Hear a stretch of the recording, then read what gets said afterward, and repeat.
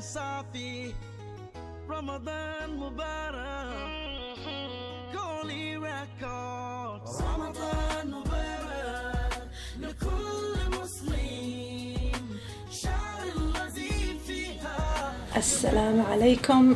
Welcome to my channel. maanta waxaan idin sameynayaa sharaabo kala duwan ood cabi kartaan markaad afturaysaan, aad u nafaqo badan, jirkiina waxyaabo badan aad kaga dareemi doontaan oo isbedela.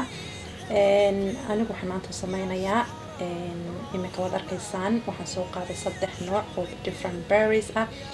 af Soomaali wax lagu yiraahdo ma garanayo, laakiin muuqaalkiisa waad arki kartaan. xabad avocado waan ku darayaa iyo koob caano ah. haddii aad jeceshahay caanaha aad neceb tahay, waxaad ku samaysan kartaa biyaad ku samaysan kartaa.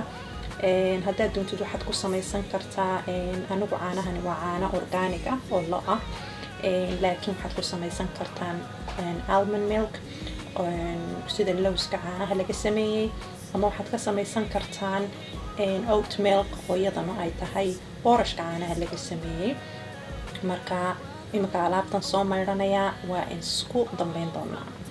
saan mashiinkii ayaan ku soo shubtay, marka imikana caanihii baan ku darayaa, waan soo shiidayaa, waan isku soo noqon.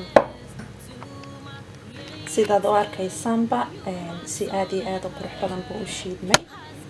imikana koobkayna ku shubaynaa.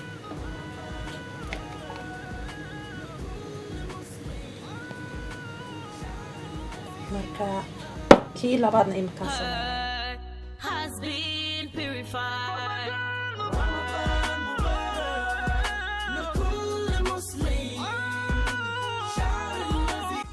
imikana waa anigii soo noqday. imika waxaan idin sameynayaa spinach midaan khudrad ka sameeyay iyo fruitan isku dhex darayo. spinachka saad u ogtiinba aad iyo aad buu u wanaagsan yahay, caafimaadka ugu fiican yahay. cucumber ama saad u taqaanaanba khiyaar, soomaalidana maqla qajaar bay yiraahdaan, ma hubo, laakiin kaasina waad ogtihiin jirka sida ugu wanaagsan yahay, skinka ugu wanaagsan yahay. jeex muusan ku darayaa ama strawberryna waan ku darayaa si uu dhadhanka maaragtay u yara macaaniyo, waayo uma baahnid haddii aad ku darto muus in aad sonkorna ku dartid ama malab aad ku dartid, laakiin adigu waa sida jeceshahay. anigu waxaan jecelahay natural sugarka laga helo fruitka ayaan jecelahay inaan always cabo, aanan sonkor ku darsanin. kamuuska dhinacyaana waxaa la yidhaha celery, bloating uu fiican yahay.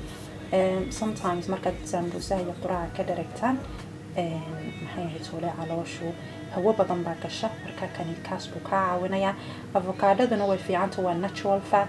natural fatka waxaa la yidhaahdaa waa nafaqo laakiin dabiici ah. inagu saliid iyo subag iyo waxaasa cuntada lagu darsadaa, waxaasina ma wanaagsana. laakiin haddii aad avocadada ku darsatid, iyada cholesterolsha fiican ayay kor kugu soo qaadaysaa. marka kaasina aad buu u wanaagsan yahay. biyaad ku shiidan kartaan haddaad doonaysaan, laakiin anigu waxaan ku darsanayaa caanahaas oo waxa weeyaan caano khafiif ah oo aan lahayn subag. marka daawasho wanaagsan, waan soo shiidayaa. enjoy.